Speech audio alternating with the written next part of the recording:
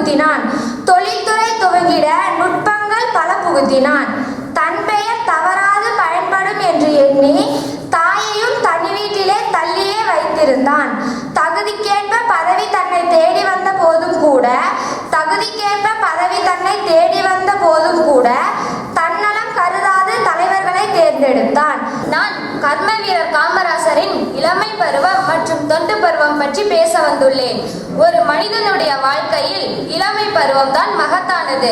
18 வயது வரையில் ஏற்படும் பழக்க வழக்கம், நாணயம், கல்வி, கேள்வி, சுற்றுச்சூழல் ஆகியவைகள் தான் எந்த ஒரு மனிதனது பிற்கால வாழ்க்கைக்கும் அடிப்படையாக அமைகிறது.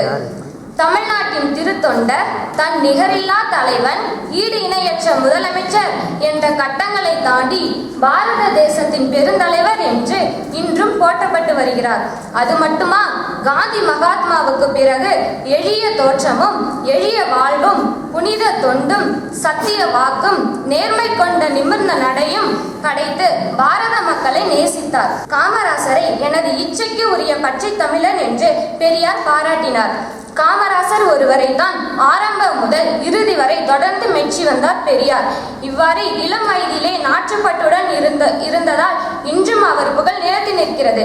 நாமும் இளம் வயதிலேயே காமராசரை போல் நாற்றுப்பட்டுடன் இருப்போம். நன்றி. வணக்கம். கவிதை காமராசருக்கு ஒரு கவிதை.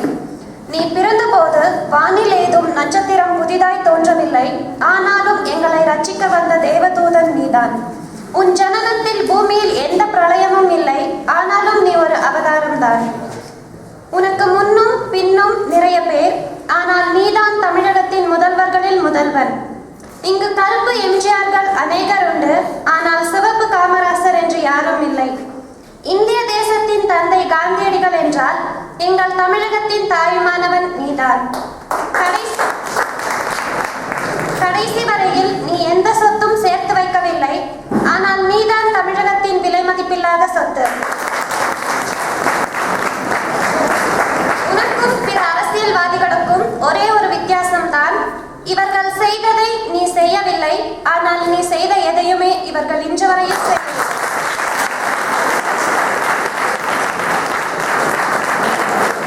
இவ்வுலகில் மனிதனாக பிறந்து மனிதனாக உயர்ந்து அகிலம் போற்றும் தலைவராக நம் கர்ம வீரர் காமராஜர் 1903ஆம் ஆண்டு ஜூலை 15ஆம் நாள் விருதுப்பட்டியில் பிறந்தார்.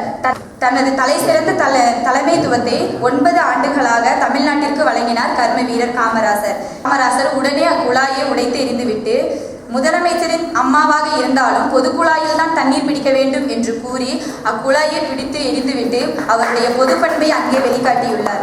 எழுத்தறிவின்மையை போக்க வேண்டும் என்று எண்ணி அனைவருக்கும் இலவச கட்டாய கல்வி கொடுக்க வேண்டும் என்று முதலாக அவர் இத்திட்டத்தை கொண்டு வந்தார்.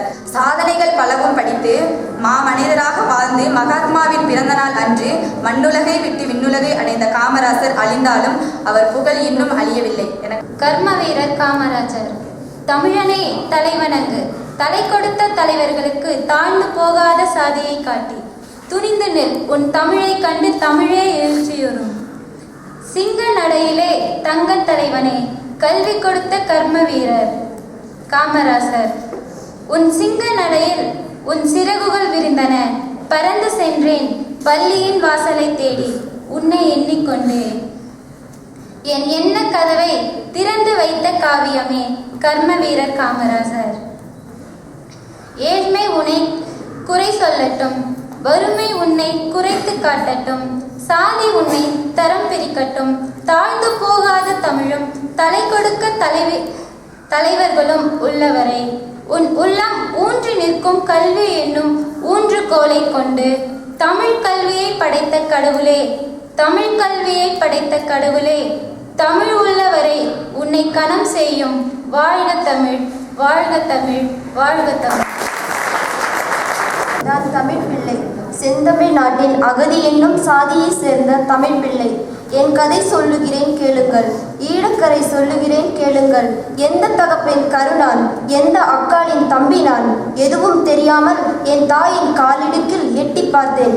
செவ்வெள்ளம் ஓடியது கண்டு எங்கள் ஊர் மழை பொன்னிறம் என்று கண்டேன். செவ்வெள்ளம் ஓடியது கண்டு எங்கள் ஊர் மழை பொன்னிறம் என்று கண்டேன். மலமல்லி தின்ற கொடுந்தேள்கள் கொத்தி கேட்பார். நாதியின்றி கிழித்து கிடக்கும் தாய்மார்களின் தேகம் காட்டி கொடுந்தேள்கள் என் அம்மாவிடமும் அக்காளிடம் இல்லாதது எதை தேடினார்கள் என் தாய்மாரிடத்தில். சிதைந்த சிதிலங்களாய் என் தாய்மார்கள் தேகங்கள், சிதைந்த சிதிலங்களாய் என் தாய்மாரின் தேகங்கள். சில நிமிடங்களில் சுமையிறக்கிய சுகத்தோடு உயிர்விட்ட என் தாய் சிறிது நேரம் பொறுத்திருந்தால் கேட்டிருப்பேன் எனக்காக என்ன பெயர் ஓசித்தாய் என்று. நான் அவளை நேசிக்கவில்லை, சுவாசித்தேன். வாழ்த்து சொல்லிவிட்டு செல்ல அவள் என் வாழ்க்கையில் வந்தவள் அல்ல, எனக்கு வாழ்க்கையை தந்தவள். என் கரம் கூப்பி வணங்குகின்றேன். நன்றி. காசற்ற ஏழைக்கு கல்வி என்றால் சாத்தியமா?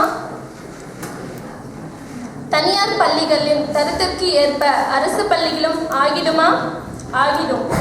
சோறுட்டும் போது அன்னை சொன்னது கொஞ்சம், செந்தமிழை சேற்றாக்கும் சென்னையில் கொஞ்சம், அவலங்களை தாண்டி அரசிடம் கொஞ்சம். இப்படி கொஞ்சம் கொஞ்சமாய் நீ கெஞ்சி துடித்ததால் தானோ ஏழையும் கற்றான் இலவசமாக கல்வி. இந்த உலகில் விலைமதிப்பற்றது கல்வி. நினைவில் வைத்து கனவு காண்பதில்லை கல்வி, மனதில் வைத்து மரணம் வரை தொடர்வதுதான் உண்மையான கல்வி. ஐயா காமராசர் அவர்களே, நீங்கள் எங்களை விட்டு பிரிவதில்லை, நீங்கள் எங்கள் அருகில் இல்லை. ஆனால் நாங்கள் உங்களை யாசிக்கின்றோம், அதைவிட உங்கள் திருவடிகளை நேசிக்கின்றோம்.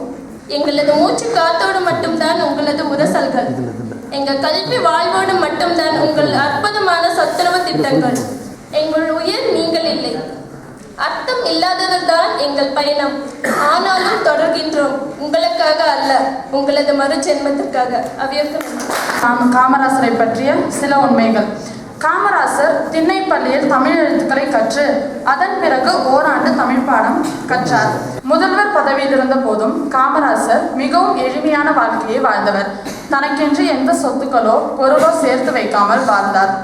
அவருடைய இறுதி காலம் வரை வாடகை வீட்டில் தான் வசித்தார். அவர் விட்டு போன சொத்துக்கள் 2 சட்டைகள், ரூவட்டிகள் மற்றும் சொற்ப பணமே. இனத்தை காட்டுகின்ற நிறம், குணம் சொல்லும் உடை. இனத்தை காட்டுகின்ற நிறம், குணம் சொல்லும் உடை. தைரியத்தை அறிவிக்கும் உடலமைப்பு, வணங்கத் தோன்றும் முகம். தமிழகம் கண்டெடுத்த கருப்பு வைரமே. தோல்விகள் கண்டாலும் தோளாத உள்ளம் படைத்தவரே. பாமர மக்களின் பசி தீர்த்த பகலவனே. படிக்காத மேதை இவர், அதனால்தான் என்னவோ நாட்டையே படிக்க வைத்தார். திசையெங்கும் பல லட்ச இதயங்களை கொள்ளை கொண்ட மகா சமுத்திரம். கிங்மேக்கர் பட்டம் புகழ் பெற்றது உன்னாலே. கர்ம வீரர் பட்டம் பெற ஆள் இல்லை உன் பின்னாலே. நன்றி.